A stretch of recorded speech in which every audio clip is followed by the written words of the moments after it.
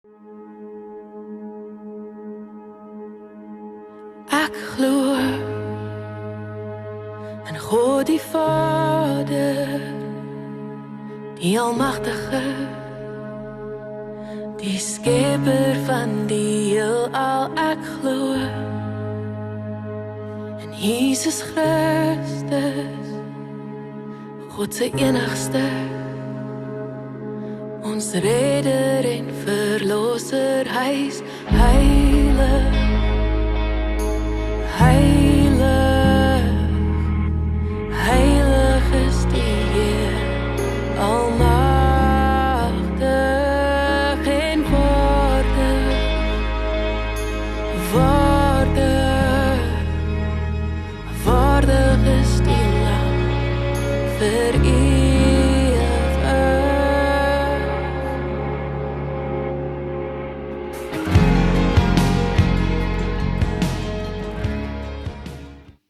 Hallo almal, dis 'n heerlike Dinsdagoggend. Is so lekker om die dag saam met jou te begin. Ek sien vanoggend is Gerard daar by ons. Gerard, jy het my nog nie geantwoord nie. Watter tyd van die dag is dit nou daar by jou? Ek is nogal nuuskierig of dit hierdie jou aandoordenking is en of hierdie jou lunchtyd is of watter tyd van die dag is dit daar by jou? Michelle, Veronica, Elmarie, Liana, Emmy, Linda, lekker om almal van julle te sien. Ons is op so goeie plek net. En Johanita by jou ook. Johanita en Gerard is die twee wat ek weet wat van ander lande af by ons inskakel. Johanita, as ek reg onthou, is jy UAE. Gerard sê selfde tyd as Suid-Afrika. Ek het dit nie geweet nie. Daar leer ek vandag iets nuuts. Johanita, daar by jou is dit eintlik Juanita, dink ek het jy een keer gesê. Is dit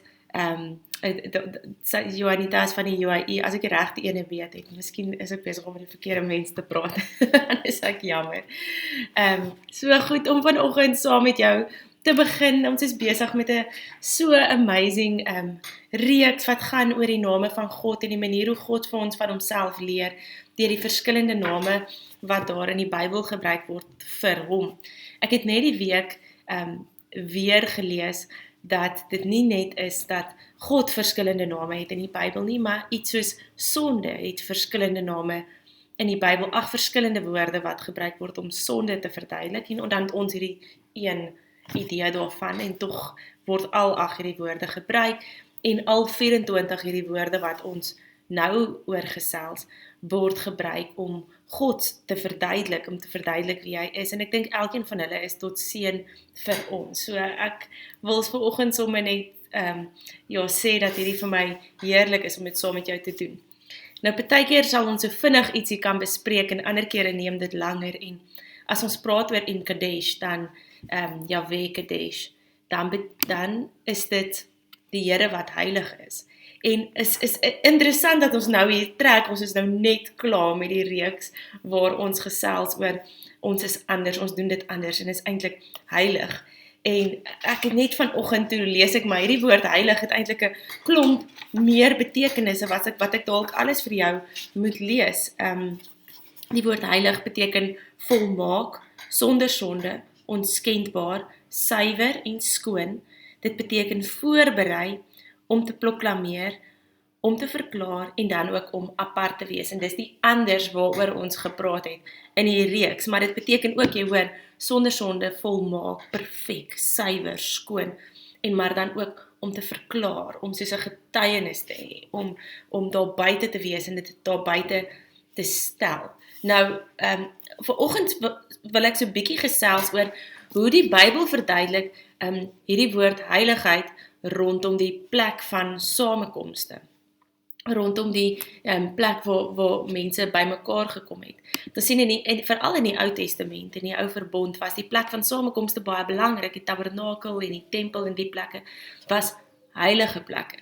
En dan verduidelik Eksodus 30 vir ons, en dalk gaan jy vanoggend ietsiekie leer van hoe die Bybel verstaan kan word. Is die een ding lei so half na die ander. So ek lees hier van 'n konsep, maar die konsep, hoor ek, is op 'n ander plek in die Bybel, word daar ook van gepraat. En so is dit amper soos domino blokkies wat omval. So vanoggend se interpretasie van die Bybel is ietsie in daai lyn.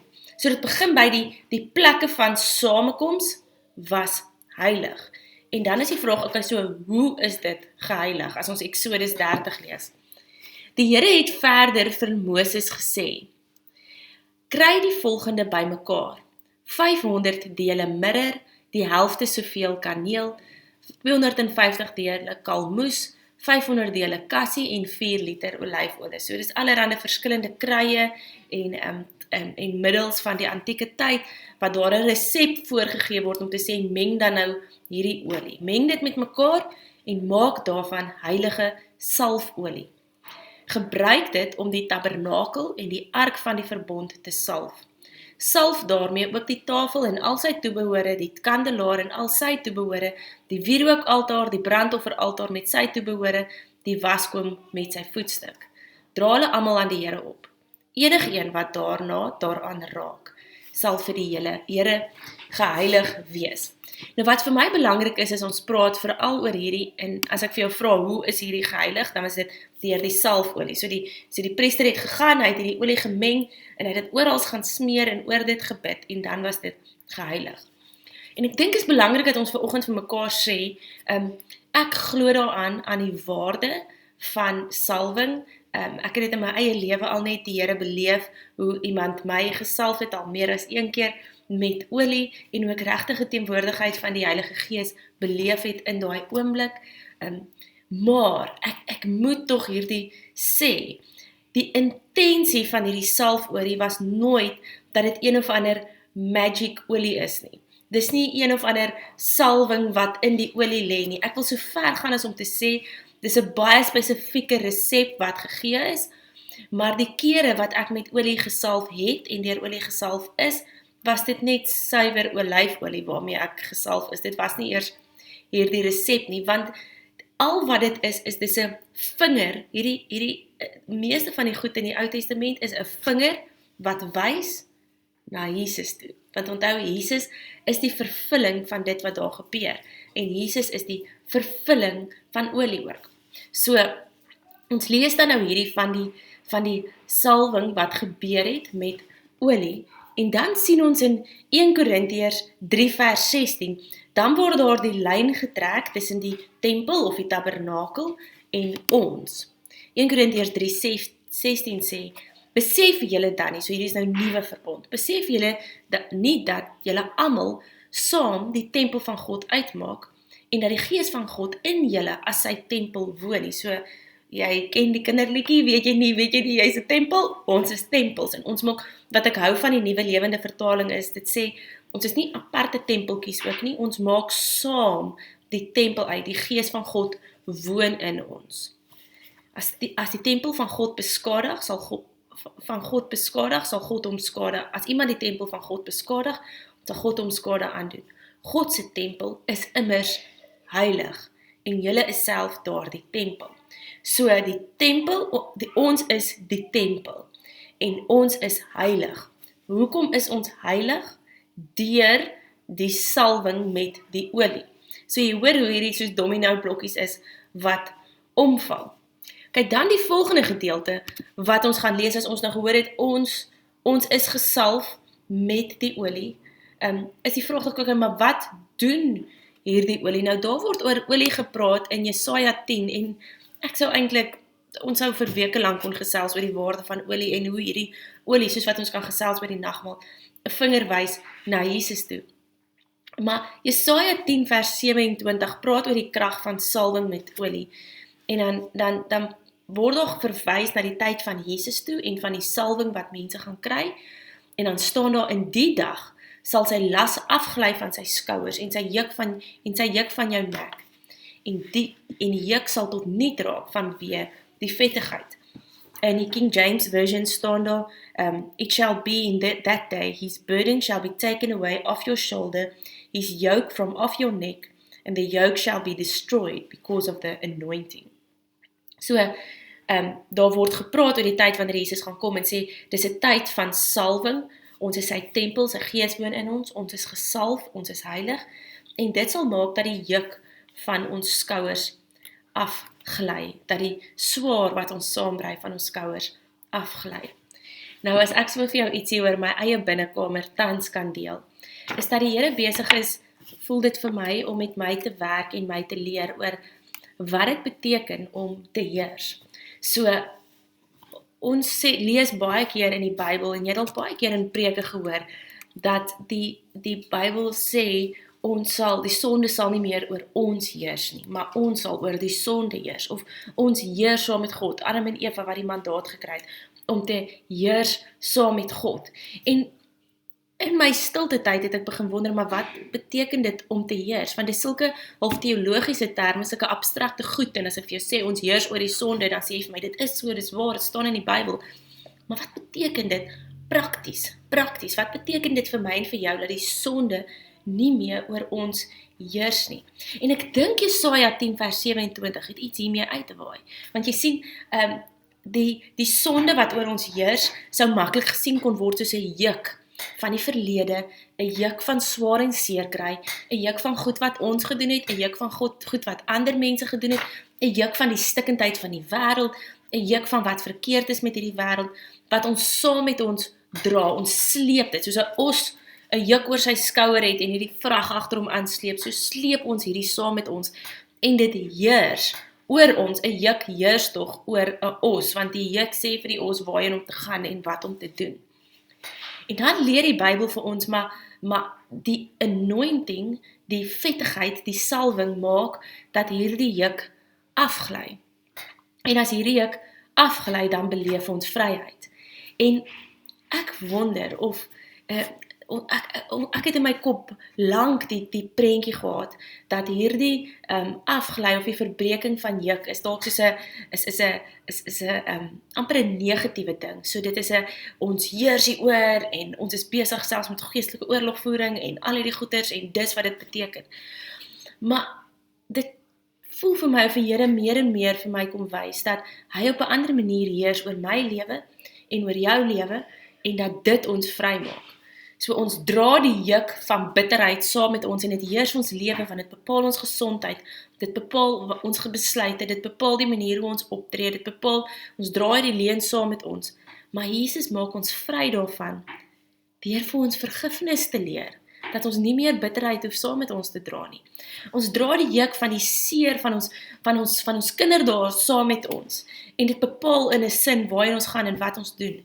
Maar Jesus leer ons om vry te word van die waarheid omtrent onsself en omtrent die wêreld, en ons word vry en ons heers oor daardie sonde. En dis wat Jesaja 10 vers 27 van praat. Ek wil nie vanoggend te lank wees nie. Ek gaan Hooglied 1 vers 3 vinnig vir jou lees. Wat Hooglied 1 vers 3, jy weet, Hooglied kan verstaan word, dis 'n drama tussen 'n man en 'n vrou, maar dis meer as dit, dis 'n drama tussen die bruidegom wat Christus is en die bruid wat die kerk is. En dan sê die bruid vir haar bruidegom, jou parfuum ruik heerlik, jou naam is soos parfuum. Dis waarom die meisie so baie van jou hou. So jou salwing, jou parfuum ruik heerlik, jou naam is soos parfuum. Dis waarom die meisies so baie van jou hou. En dan uiteindelik sien ons dat die woorde Jesus Christus, en daarom moet ek hierdie sommer vir jou ophou, die woord Jesus Christus beteken gesalfde. Hy is die salwing. En ek is eintlik so opgewonde, ek is besig om Sondag se preek te skryf, en Sondag begin ons praat oor geloofsgewoontes, en ons gaan stil staan by goed soos gebed, ons gaan stil staan by goed soos wat beteken dit om te vas, hoe lyk vas in die Bybel en hoe lyk vas vandag. Ons gaan stil staan by gewoontes wat gelowiges het. En hierdie gewoontes is om nie, dis soos die olie, dis nie om ietsie magic in ons te doen of om die arm van God te draai nie. Dis nie om op daai manier sy wil te soek nie, maar dis om naby aan ons bruidegom te wees, dat sy parfuum en sy salwing afsmeer op ons en dit veroorsaak dat ons vir hom liewer is, hom beter leer ken en dat die jukke van ons afgly. En ek wil vanoggend vir jou vra dat jy in jou stilte tyd vir die Here dalk sal vra of daar jukke is wat jy nog saam met jou dra. Miskien het jy nie eers nodig om vir die Here vanoggend daarvoor te vra nie, jy weet sommer wat dit is. Is daar leuns wat jy nog saam met jou dra? Is daar swaar goed wat nog oor jou heers? En dan net vir oggend tyd te maak om stil te staan by die Here en vir die Here te sê, Here, ek wil hierdie goed vir U gee. En dalk is dit in 'n oomblik wat jy bevry is. Dalk is dit 'n pad wat die Here met jou stap. Maar jy hierdie goed vir die Here sal gee en vir die Here sal vra om jou vry te maak, sodat sy parfuum op jou afkom, sy salwing op jou sal wees, en dat jy vry sal wees en werklik kan heers deur sy liefde en sy genade oor jou lewe en oor die wêreld rondom jou deur hom wat in jou heers. En dis my gebed vir jou vandag. Ek weet hierdie was 'n mondvol geweest, dalk gaan jy weer 'n keer hierna moet luister. Vir my was dit nogal ingewikkeld geweest om die lyntjies te trek van die een na die volgende, maar ek glo dat hierdie 'n tydige boodskap is wat soveel van ons moet hoor vanoggend. Mag jy geseënd wees. Hallo Olga en Hoffie. Ek het gesê ek gaan vir julle hallo sê as ek julle weer sien. Mag jy 'n goeie dag hê.